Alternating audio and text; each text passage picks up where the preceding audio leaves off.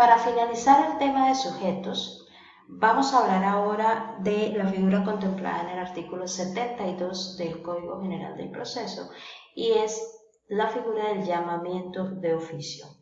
En esta oportunidad, para efectos gráficos, utilizamos a un personaje muy chistoso que es, si mal no recuerdo, se llama Flash.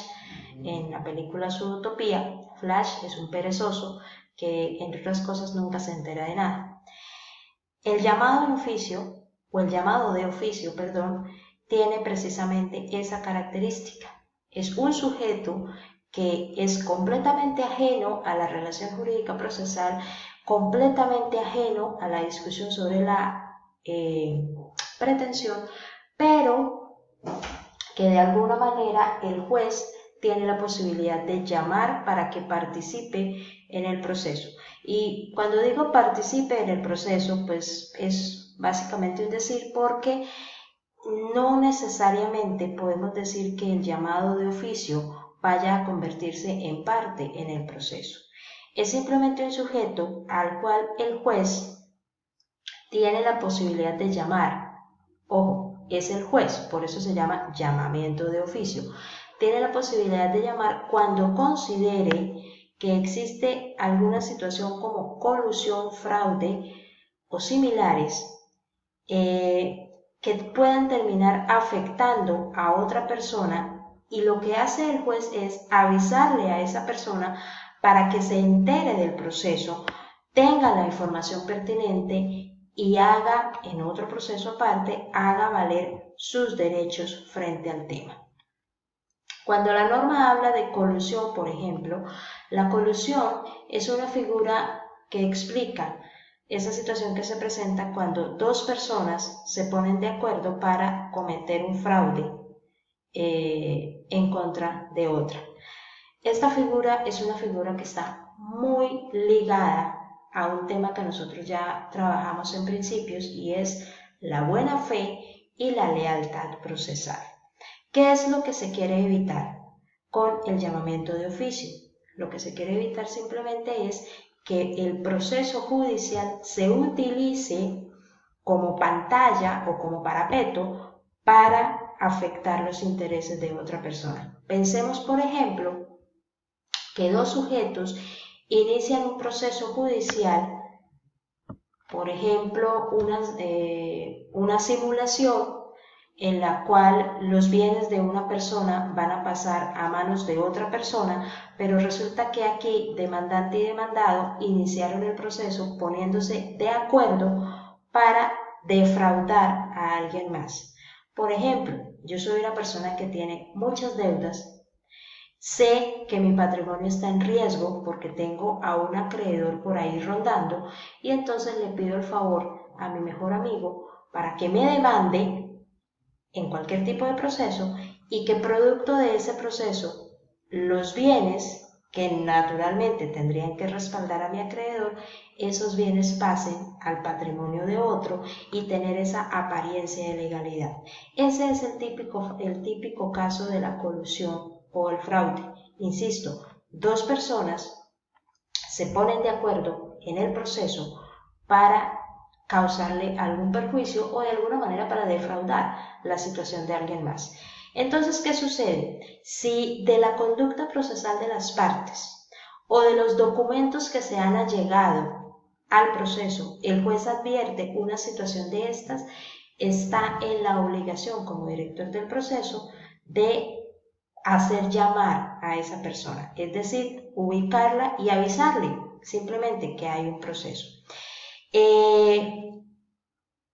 Insisto, debe tener una relación sustancial con alguna de las partes, ese llamado, pero no es esa relación sustancial la que se está debatiendo en el proceso, es otra, y porque es otra, y como es otra, pues obviamente la sentencia no le va a surtir efectos, pero sí le va a afectar de alguna manera. Entonces lo que hace el juez es decirle a esa persona que, por decirlo de alguna manera, está inocente de todo lo que está pasando, decirle, oiga, venga, entérese de que acá hay un proceso que probablemente le podría interesar, tome la información que sea del caso y haga valer posteriormente sus derechos. Esa es básicamente la condición del llamamiento de oficio. Por eso dice, en cualquiera de las instancias, lo que quiere decir que lo puede hacer tanto el juez de primera como el juez de segunda instancia.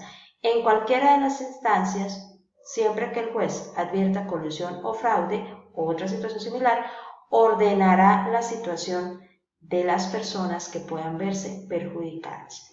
No quiere decir, y en esto hay que hacer mucha claridad, no quiere decir que ese llamado de oficio pueda, por ejemplo, hacer lo que hace el excluyente, presentar una demanda. No puede hacerlo, ¿por qué?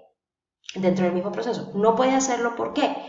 Porque a diferencia del excluyente, él no tiene ninguna relación directa con la pretensión.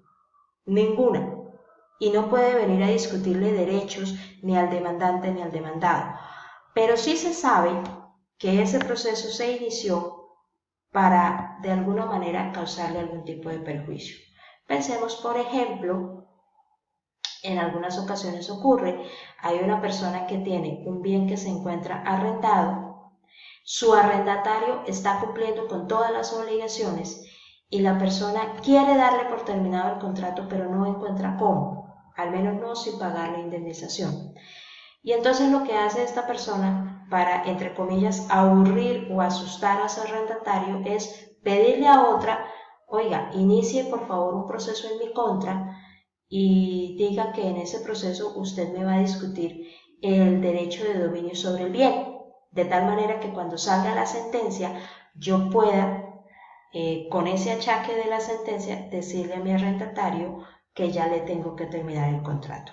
Si el juez advierte una situación que es a todas luces irregular, está justamente en la posibilidad de hacer comparecer a ese tercero, que si se dan cuenta es el más tercero de todos, y decirle, venga al proceso, entérese de lo que está pasando para que usted pueda hacer valer sus derechos. Insisto, esta figura es simplemente el desarrollo de un principio muy importante en el derecho procesal, que es el principio de la buena fe, y de otro principio igualmente importante, que es la lealtad procesal, porque obviamente no se puede utilizar el proceso judicial y tampoco se puede utilizar el acceso a la administración de justicia para causarle un perjuicio a otra persona o para defraudar la confianza legítima de otra persona.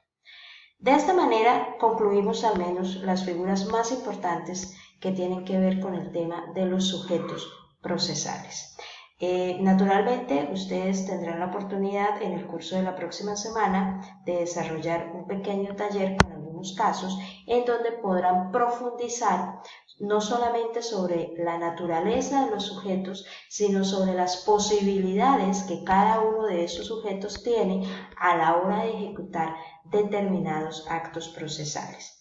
Asimismo, reitero la invitación a la lectura de los autos y sentencias que en el espacio respectivo del aula virtual tienen ustedes al respecto, a efectos de clarificar cómo funcionan en la práctica este tipo de figuras y cómo funcionan en la práctica las relaciones que surgen dentro de cualquier proceso judicial.